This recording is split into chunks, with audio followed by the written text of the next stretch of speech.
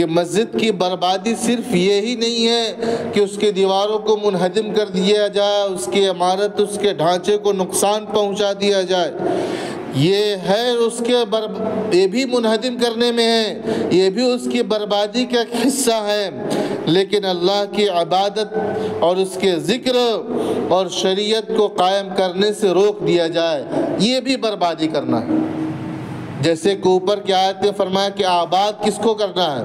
اللہ پر ایمان لانا ہے، نماز قائم کرنا ہے، یہ مسجد کی آبادی ہے۔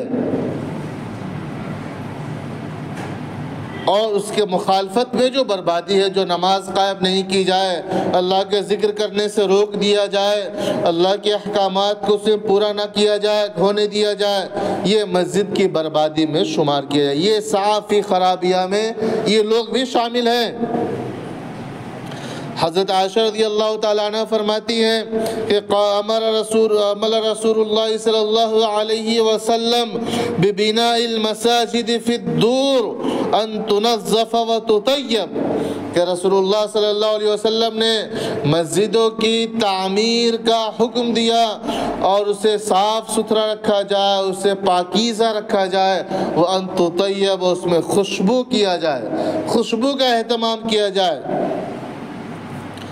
اسی طرح آپ صلی اللہ علیہ وسلم نے فرمایا کہ من بنا مسجدا یبتغی بہ وجہ اللہ بنا اللہ لہ بیتا فی الجنہ، کہ جو شخص مسجد کو تعمیر کرتا ہے، اس کو آباد کرتا ہے، اس کی عمارت میں تعمیر میں حصہ لیتا ہے، تو فرمایا اور کہ اس کے لیے اللہ تعالیٰ نے جنت میں گھر بنایا ہے، لیکن اس کے ساتھ ایک یہ قید ہے مما یبتغی بہ وجہ اللہ، کہ اسے اللہ کی خوشنودی مقصود ہو، مسجد کی تعمیر میں اور دوسرا کوئی اس کو نیت نہ کیا ہو، صرف اللہ کو راضی کرنے کی نیت سے کیا ہو، اس کے لیے جنت میں گھر ہے۔ تو جو مسجد آباد کریں گے وہ اپنا گھر جنت میں بنائیں گے۔ مسجد، اب ہم غور کریں کہ مسجد کی آبادی، مسجد نبوی رسول اللہ صلی اللہ علیہ وسلم کی جو مسجد تھی، اس میں کیا صرف 5 وقتہ نماز پڑھی جاتی تھی یا اور بھی کچھ کیے جاتے تھے؟ اگر ہم سیرت کا مطالعہ کریں اور احادیث پہ غور کریں تو ہمیں یہ بات معلوم ہوتی ہے کہ 5 وقتہ نماز تو پڑھی جاتی ہی تھی، اس کا اہتمام ہوتا تھا، لیکن اس کے ساتھ ساتھ رسول اللہ صلی اللہ علیہ وسلم نے مسجد کو ایک مدرسہ بھی بنایا تھا، جسے صفہ کے نام سے کہا جاتا ہے، کہ صحابہ وہاں تعلیم حاصل کرتے تھے، وہاں دین سیکھتے تھے۔ تو مسجد ایک مدرسے کا بھی کام کرتا تھا۔ اسی طرح وہاں پہ صرف نماز، اور جیسے آج کل ہماری مساجد میں 5 وقتہ نماز اور جمعے کے خطبے کے علاوہ بند کر دیے جاتے ہیں، نماز کے اوقات میں کھولے جاتے ہیں، باقی بند رکھا جاتا ہے۔ مسجد نبوی میں ایسا نہیں تھا۔ حضور کے زمانے کی جو مسجدیں تھیں، اس زمانے میں ایسا کچھ نظام نہیں تھا کہ مساجد بند کر دیا جائے، اس پہ تالا لگا دیا جائے، بلکہ مسجد نبوی کے اندر ہر حکم کا فیصلہ بھی ہوتا تھا، کوئی آتا اپنے مسئلے کو حل کراتا تھا۔ آپ صلی اللہ علیہ وسلم مسجد میں تھے اور یہ روایت میں ہے کہ قبیلے مضر کے کچھ لوگ آئے جن کے پاس کپڑے نہیں تھے پہننے کے لیے، وہ کمبل لپیٹے ہوئے تھے، گردنوں میں تلوار لٹکائے ہوئے تھے۔ آپ نے دیکھا تو آپ کے چہرہ کا رنگ بدل گیا۔ آپ نے حضرت بلال کو حکم دیا، اذان دی، نماز ادا کی گئی، اس کے بعد آپ نے حکم دیا کہ صدقہ اور خیرات کیا جائے، یہاں تک کہ کسی کے پاس کچھ نہیں ہے، اگر ایک کھجور کا ٹکڑا بھی دے سکتا ہے، آدھے کھجور بھی دے سکتا ہے تو لا کر دے۔ اس کے بعد صحابہ نے اپنے اپنے استطاعت کے مطابق ہر چیز، کپڑے، کھانے، غلے جو تھا وہ سب لے کر آئے اور دیے، یہاں تک کہ ڈھیر لگ گیا۔ دیکھنے آپ نے جب یہ دیکھا تو آپ کا چہرہ بالکل چمک اٹھا، تو ضرورت مندوں کی ضرورتیں بھی پوری ہوتی تھی۔ اسی طرح مسجد کے بارے میں حضرت نافع فرماتے ہیں کہ اخبرنی عبداللہ انہ کان ینام وہو شاب اعزب لا اہل له فی مسجد النبی صلی اللہ علیہ وسلم. وہ فرماتے ہیں کہ میں اس وقت نوجوان تھا، اپنی جوانی کے عالم میں، جب ان کی شادی نہیں ہوئی تھی، وہ مسجد نبوی میں رات کو سوتے تھے.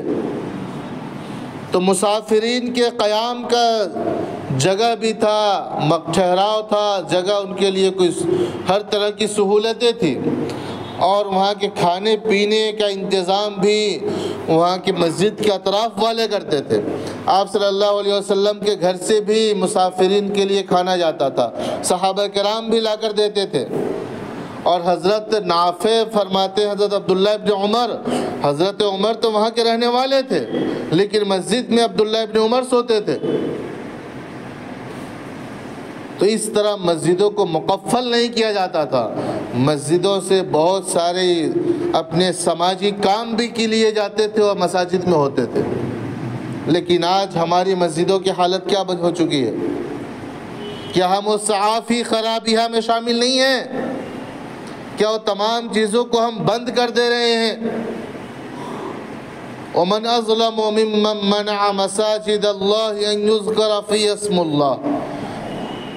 جب مساجد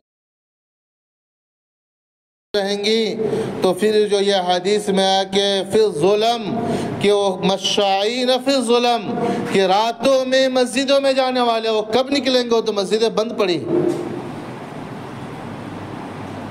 تو ضرورت اس بات کی ہے کہ ہم اس پہ غور کریں کہ مساجد کی اصل تعمیر اس کی عمارت کی ہی تعمیر نہیں ہے، بلکہ وہ تمام چیزوں کو قائم کرنا اس کی تعمیر میں شامل ہے، جس کے طرف ہماری توجہ ہٹتی چلی جا رہی ہے اور اس کو محدود سے محدود تر کر دے رہے ہیں. تو اجتماعیت کو باقی بھی رکھا جائے، اور اجتماعی جو امور ہے جو مسجد میں طے ہو سکتے ہیں، اور حضور نے اس کی مثالیں قائم کی ہیں. وَلَكُمْ فِي رَسُولِ اللَّهِ أُسْوَةٌ حَسَنَةٌ، تمہارے لیے رسول اللہ کی زندگی میں بہترین نمونہ ہے. تو ہم کس کو نمونہ بنا رہے ہیں؟ ہم دیکھیں کہ حضور نے مسجد نبوی میں ہمارے لیے کیا نمونہ چھوڑا ہے. مساجد میں وہ غیر مسلم عیسائی بھی آ کے رہا کرتے تھے، یعنی مسافرین وہاں قیام کرتے تھے. اسی طرح جو قیدی ہوتے تھے جو مسلمان نہیں ہوئے، ان کو بھی رکھا جاتا تھا مسجد میں. اس کے بعد بہت سارے قیدی صحابہ کے بارے میں کو قید کیے گئے تھے، اور آزادی کے بعد انہوں نے اسلام قبول کیا. قید سے رہائی مل گئی، اس کے بعد اپنے آزاد ہو کر اسلام کو قبول کیا. اسی طرح آپ صلی اللہ علیہ وسلم نے یہ اہتمام کیا کہ جو غیر مسلم مسجد میں ٹھہرتے تھے، کہ جب قرآن کی تلاوت کی جائے تو اس کا اہتمام ہو کہ ٹھہرنے والوں تک قرآن کی تلاوت کی آواز پہنچے، ان کے کانوں میں پہنچے اور وہ سنیں. تو غور کریں کہ ہم نے اپنی مسجدوں کو کس طرح محدود سے محدود بنا دیا ہے. اللہ تعالی ہم سب کو اس پر غور کرنے کی توفیق عطا فرمائے، اور اپنی مساجد کو مسجد نبوی کے طرز پر آباد کرنے کی توفیق عطا فرمائے.